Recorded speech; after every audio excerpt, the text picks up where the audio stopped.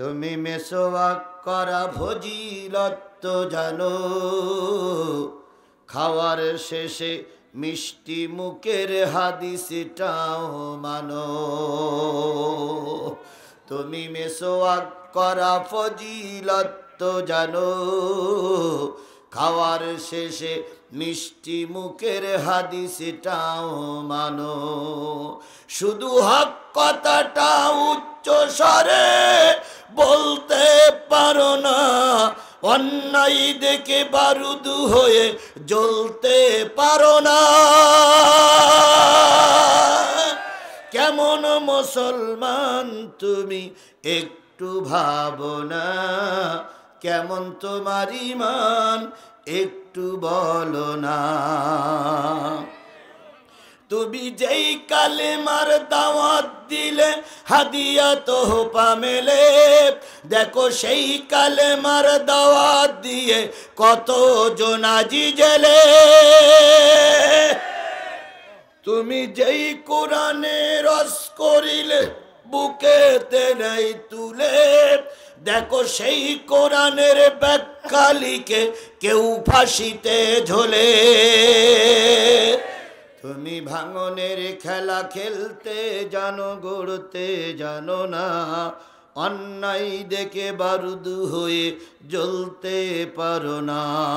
কেমন মুসলমান তুমি একটু বলো না, কেমন তোমার ঈমান একটু ভাবো না।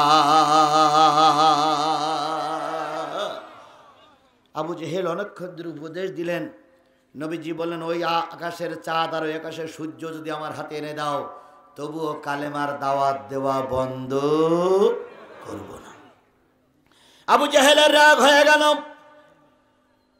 কোমরে রাখা তরবারি উঁচু করলেন, নবীজির মাথার পরে 3টা আঘাত করলেন।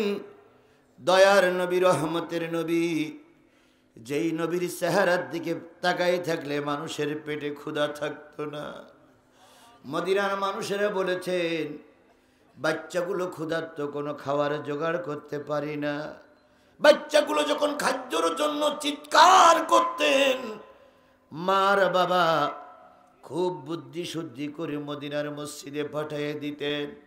2 দিন 3 দিন পর মা যে বলতেন, বাজান বাড়ি চল, রুটি আর খেজুরির ব্যবস্থা হয়েছে। ছোট বাচ্চাটা মদিনার মসজিদের গেটে এসে মার মুখে চুমা দিয়ে বলতেন, আম্মু ফিরে যাও। নবীর চেহারার দিকে তাকাই থাকলে পেটে ক্ষুধা থাকে না।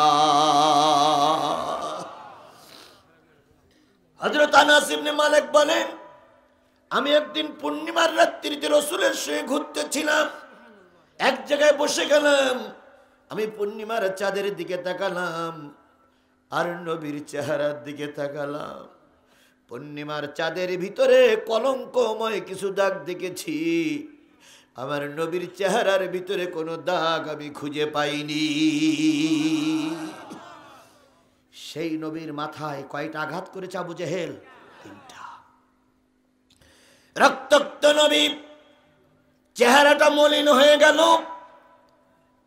রক্ত অবস্থায় 3টা কাটা জায়গায় নবী হাত দিয়ে চেপে ধরে খাদিজার ঘরে চলে গেলেন। খাদিজাকে ডেকে বললেন, খাদিজা দরজা খুলে দাও, তোমার জাতি আমাকে মেরে আহত করেছে।